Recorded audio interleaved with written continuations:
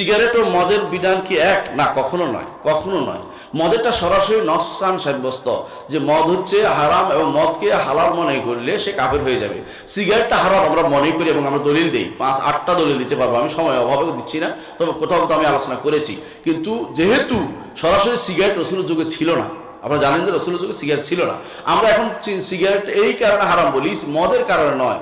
বড় কারণ এই পর্যন্ত কেউ মাদকের কারণে সিগারেটকে হারাম বলে আমাদের আলেমরা বলেন, সাধারণ মানুষগুলি বলে সিগারেটকে হারাম কেন বলে? সিগারেট মৃত্যু ঘটায়, 1 নম্বর কারণ। কি বলে?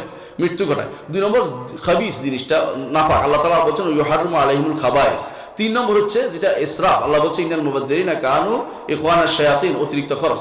5 নম্বর হচ্ছে রাসূলুল্লাহ সাল্লাল্লাহু আলাইহি ওয়াসাল্লাম বলেছেন যে বনি আদমকে কষ্ট দেয় ফেরেশতারা, বনি আদম যাতে কষ্ট হয় ফেরেশতারা তাতে কষ্ট পায়, এই জন্য সিগারেটের গন্ধ দুর্গন্ধ এতে মানুষ কষ্ট পায়। সিগারেট আরেকজন ক্ষতিগ্রস্ত হয়, এটা আরেকটা কারণে হারাম। এই সমস্ত কারণে হারাম, কিন্তু সরাসরি সিগারেটের কথা কোরআন ও হাদিসে আসে নাই। কিন্তু হ্যাঁ, সিগারেট হচ্ছে বিভিন্ন কারণে হারাম, আর মদ হচ্ছে কি জন্য? মাদকতার কারণে হারাম। দুইটার মধ্যে পার্থক্য রয়েছে। কেউ যদি বলে আমার তো মাদকতা আসে না সিগারেট খাইলে, বলে মাদকতার জন্য হারাম, মানে আরো 10টা কারণে হারাম হচ্ছে। সিগারেট ও মদের বিধান কি এক? না, কখনো নয়, কখনো নয়।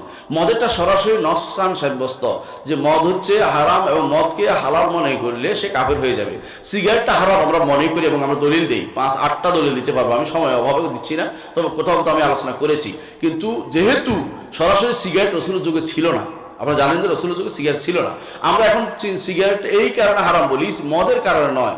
বড় কারণ এই পর্যন্ত কেউ মাদকের কারণে সিগারেটকে হারাম বলে আমাদের আলেমরা বলেন, সাধারণ মানুষগুলি বলে সিগারেটকে হারাম কেন বলে? সিগারেট মৃত্যু ঘটায়, 1 নম্বর কারণ। কি বলে? মৃত্যু ঘটায়। 2 নম্বর খাবিস জিনিসটা নাপাক, আল্লাহ তাআলা বলছেন ইউহাররিমু আলাইহিমুল খাবাইস। 3 নম্বর হচ্ছে যেটা ইসরাফ, আল্লাহ বলছে ইন্নাল মুবাদদিরিনা কানু ইখওয়ানাশ শায়াতিন, অতিরিক্ত খরচ।